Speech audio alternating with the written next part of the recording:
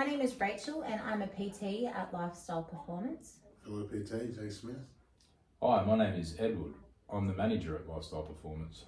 So today we're going to be having a workplace health and safety meeting.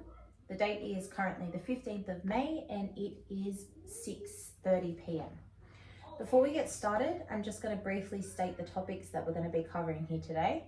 So we're going to start with why the facility is required to manage risks. Then we're going to go over 3 of the hazards that I was able to identify within the gym, followed by the control measures I've proposed, why I think they're relevant, and how I intend to review the control measures once implemented. We're also going to go over the recent medical emergency that occurred in the gym, and lastly, I'm going to share the results of my stress and fatigue form. So managing risks in any gym facility is essential not only for legal compliance and safeguarding the facility's reputation, but more importantly, protecting individuals from harm. As we know, it is a responsibility of gym management to identify, assess, and mitigate risks effectively to ensure we're creating a safe and enjoyable environment for not only our customers, but us as staff as well. Which brings us to our next topic, which is the 3 hazards that I was able to identify within the workplace. So the first one calculated to have a risk rating of 9S, and the S in that stands for significant. That was the slippery surface near the hand washing sink. So because the area that it's in is quite central, if someone were to slip and fall and potentially hit their head, it could cause a pretty significant injury.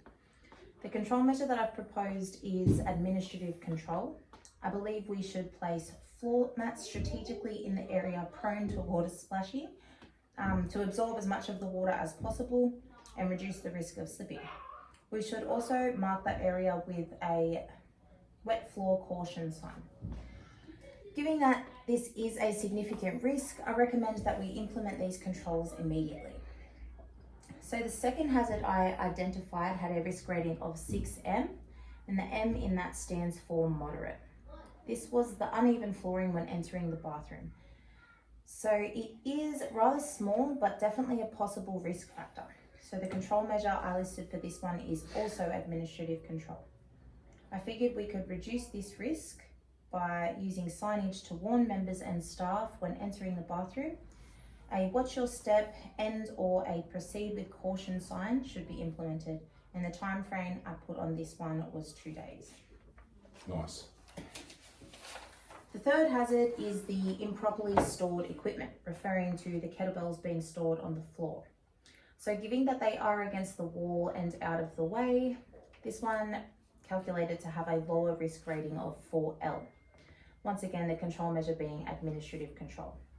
I feel we can reduce this risk by designating specific areas or racks for storing the kettlebells and create an organizational system, such as labeling the walls or racks with the appropriate weight ranges to help members easily identify where to return them after use. I recommend we prioritize the first 2 hazards and then fix this one within 3 to 4 days. Agreed.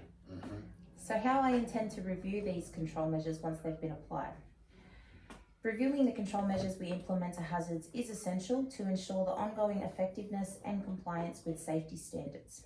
I figured we could do so by scheduling routine inspections, keeping an incident analysis form to review any incidents or near misses that may occur, and by asking members and staff for their feedback.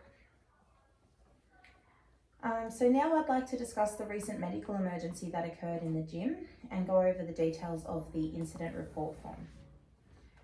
So on the 10th of October, we had a member faint and hit his head on the ground in the adjacent weights room. I was informed of the incident by another gym member, so I rushed to the room where the man had fainted and immediately checked him for signs of injury and unconsciousness.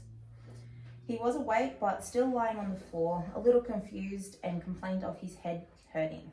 This was when I called emergency services. While we were waiting for them to arrive, I started to fill out the incident report form.